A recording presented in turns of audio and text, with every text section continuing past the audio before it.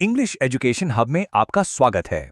दोस्तों, तो आज हम अलेक्जेंडर पोप की जबरदस्त व्यंग्य रचना द डंसियाड पर अपनी सीरीज को आगे बढ़ा रहे हैं। आपको याद होगा, पिछले एक्सप्लेनर में हमने बुक 2 के वो मजेदार गेम्स और कॉम्पिटिशन्स देखे थे, लेकिन आज हम बुक 3 में उतरने वाले हैं और यकीन मानिए यहाँ चीजें थोड़ी डार्क होने वाली हैं।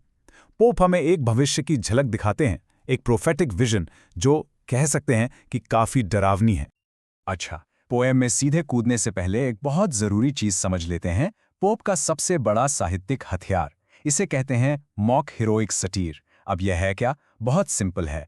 सोचिए, आप किसी बहुत मामूली या कह लीजिए बेवकूफ़ी भरी चीज के बारे में बात कर रहे हैं, लेकिन भाषा ऐसी इस्तेमाल कर रहे हैं जैसे किसी महान योद्धा या भगवान की कहानी सुना रहे हों। यही पोप करते हैं। वो महामूर्खों यानी डंसिस के बारे में बात करने के लिए नायकों वाली ग्रैंड भाषा का इस्तेमाल करते हैं। इससे होता क्या है? उनकी मूर्खता और भी ज्यादा मजेदार और विशाल लगने लगती है। तो एक नजर डालते हैं कि आज हम क्या क्या कवर करने वाले हैं। हम शुरुआत करेंगे राजा के प्रोफेटिक ड्रीम से, फिर चलेंगे मूर्खता के अंडरवर्ल्ड की सैर पर, और फिर देखेंगे कि कैसे पूरी दुनिया पर अज्ञानता के साम्राज्य की भविष्यवाणी की जाती है। आखिर में हम इसका पूरा एनालिसिस भी करेंगे। तो चलिए बिना देर किए शुरू करते हैं। तो कहानी शुरू होती है देवी डलनेस के मंदिर से। डलनेस यानी मूर्खता की देवी, और यहाँ उनका जो चुना हुआ राजा है, मतलब सारे मूर्खों का सरदार, उसे गहरी नशीली नींद में सुलाया जाता है। क्यों? ताकि उसे एक विजन मिल सके, एक भविष्यवाणी। आप जरा पोप की भाषा पर गौर कीजिए। वो इस सीन को कैसे डिस्क्राइब करते हैं? Vapours blue, Cimmerian dew. सुनने में कितना ग्रैंड और जादुई लग रहा है ना, जैसे कोई बहुत पवित्र काम हो रहा हो। पर असल में हो क्या रहा है? सीधी सी बात है, मूर्खता की देवी अपने राजा को एक तरह से नशा देकर सुला रही है। देखा आपने? यही है मॉक हीरोइक सटायर का जादू। तो अब राजा की आत्मा अपने शरीर से निकलकर नीचे उतरती है। लेकिन रुकिए, ये वैसी यात्रा नहीं है जैसी हम पुराने एपिक्स में पढ़ते हैं, जहां हीरो अंडरवर्ल्ड में जाता है। नहीं, ये उसका एक मजाक है, एक ट्विस्टेड वर्जन। वो एक ऐसी जगह पहुंचता है जो मूर्खों के लिए जन्नत है। देखिए, ये जो पूरी यात्रा है ना, एक हीरोज क्वेस्ट का बिल्कुल उल्टा है, एक एंटी क्वेस्ट। एक हीरो तो अंडरवर्ल्ड में जाकर ज्ञान हासिल करता है, लेकिन इस राजा को यहां पूरी तरह से अज्ञानी बनने की ट्रेनिंग दी जा रही है। और तो और उसकी गाइड कौन है? कोई महान पैगंबर नहीं, बल्कि एक मैली कुचैली सी भविष्यवक्ता। और वो मिलता किससे है? इतिहास के सबसे बड़े बड़े मूर्खों से। और इसी जगह पे आके हमें पोप का असली डर समझ में आता है। वो ये कह रहे हैं कि मूर्खता कोई एक्सीडेंट नहीं है, ये कोई पैदाइशी चीज नहीं है। नहीं, इसे बाकायदा बनाया जाता है। इसकी एक पूरी फैक्ट्री है। यहाँ बैवियस नाम का एक कैरेक्टर है जो क्या करता है? वो नई आत्माओं को लीथ नदी यानी भूलने वाली नदी में डुबोता है। क्यों?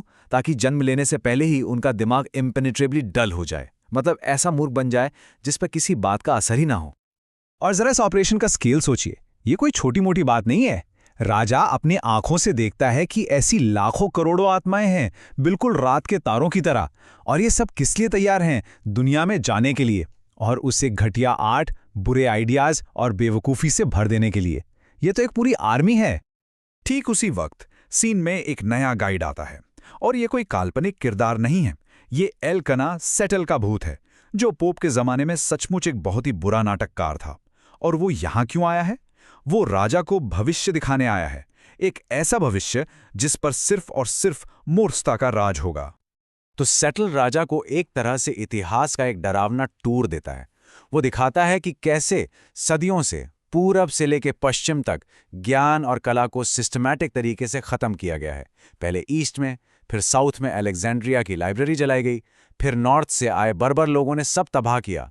ये तबाही की लहर धीरे धीरे आगे बढ़ रही है, और सेटल बताता है कि इसकी आखिरी मंजिल, इसका फाइनल डेस्टिनेशन ब्रिटेन है। और इस भविष्यवाणी का अल्टीमेट गोल क्या है? पूरी दुनिया पर अज्ञानता का कब्जा। सेटल कहता है, देखो इस पहाड़ी से देखो, हर तरफ पूरी धरती पर डलनेस का काला झंडा लहरा रहा है। सोचिए जरा, ये कितनी डार्क और निराशा से भरी हुई तस्वीर है जो पोप यहां बना रहे हैं। तो अब तक तो बात इतिहास की हो रही थी, लेकिन अब ये विजन शिफ्ट होता है पास्ट से प्रेजेंट में, यानी पोप के अपने जमाने में। सेटल अब राजा को वो पूरी फौज दिखाता है, उन लेखकों, आलोचकों और विचारकों की फौज जिन्हें पोप मानते थे कि ये लोग ब्रिटेन की संस्कृति को बर्बाद कर रहे हैं।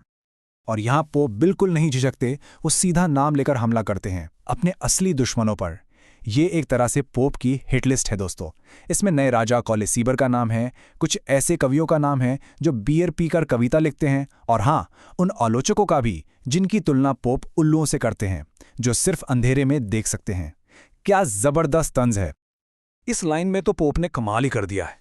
वो जेम्स राल्फ जैसे एक बुरे लेखक का मजाक उड़ाते हुए कहते हैं, चुप हो जा भेड़ियो। जब राल्फ चांद को देखकर चिल्लाता है और रात को डरावना बना देता है, तो उल्लुओं तुम जवाब दो। सोचिए क्या इमेज है। एक भेड़िया यानी घटिया लेखक चिल्ला रहा है और उल्लू यानी घटिया क्रिटिक्स उसकी हाँ में हाँ मिला रहे हैं। एक भयानक जानवरों वाली महफिल।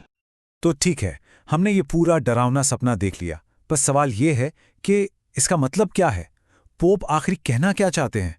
चलिए अब जरा एक स्टेप पीछे लेते हैं और बुक 3 के असली मैसेज को, पोप की फाइनल वार्निंग को डिकोड करने की कोशिश करते हैं। अगर आपने पोप के दूसरे वर्क्स पढ़े हैं जैसे the rape of the log, तो आप जानते हैं कि वो बहुत मजेदार और विटी सटायर लिखते थे। लेकिन द डंसियाड, खासकर बुक 3, वो मजाक नहीं है। ये बहुत डार्क है, अपोकलिप्टिक है। ये सिर्फ कुछ लोगों पर हंसने वाली कविता नहीं है, ये पूरी की पूरी संस्कृति के खत्म हो जाने की भविष्यवाणी है। पोप यहां मजाक नहीं कर रहे हैं, वो सच में डरे हुए हैं। और यही इस पूरी किताब का सार है। प्लीज इस बात को ध्यान से समझिए। पोप का गुस्सा सिर्फ कुछ बुरे लेखकों पर नहीं है, नहीं, उनका गुस्सा उस पूरे सिस्टम पर है जो प्रिंटिंग प्रेस के आने के बाद बन गया था। एक ऐसा कल्चर जहां क्वालिटी से ज्यादा पैसा जरूरी हो गया था, जहां बेवकूफ़ी एक बिकाऊ माल, एक कमोडिटी बन गई थी। पोप के लिए मूर्खता बस इंटेलिजेंस की कमी नहीं है, ये एक एक्टिव हमलावर ताकत है जो अच्छी चीज़ों को ख़त्म कर देती है। और भविष्यवाणी का क्लाइमैक्स इन लाइंस में आता है जो पूरी तरह से सरकास्टिक है। पोप कहते हैं, आओ महान दिनों, जब तक कि सीखना इस देश से भाग न जाए, जब तक कि स्कूलों में अनुशासन खत्म न हो जाए, जब तक कि बड़े बड़े कॉलेज सिर्फ खेल के मैदान न बन जाए और पूरा साल छुट्टी न हो जाए। वो असल में एक ऐसे भविष्य का मजाक उड़ा रहे हैं जहां पढ़ाई लिखाई, मेहनत और ज्ञान की कोई कीमत ही नहीं रह जाएगी।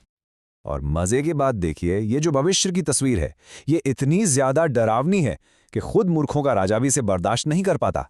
वो खुद ही चिल्ला उठता है, बस करो, बहुत हुआ। और इसी के साथ उसका सपना टूट जाता है और ये विजन खत्म हो जाता है। तो ये विजन तो खत्म हो गया, लेकिन ये हमें एक बहुत बड़े सवाल के साथ छोड़ जाता है। पोप ने यह सब 18वीं सदी में लिखा था, लेकिन सोचिए, क्या उनकी ये चेतावनी आज भी उतनी ही रिलेवेंट नहीं लगती? एक ऐसी दुनिया जहां मीडियोक्रिटी को सेलिब्रेट किया जाता है, जहां फ्लुएंट नॉनसेंस यानी बिना सिर पैर की बातें करने वाले लोग पॉपुलर हो जाते हैं, क्या ये आपको आज के दौर की याद नहीं दिलाता? इंग्लिश एजुकेशन हब पर हमारे साथ जुड़ने के लिए आपका बहुत बहुत शुक्रिया।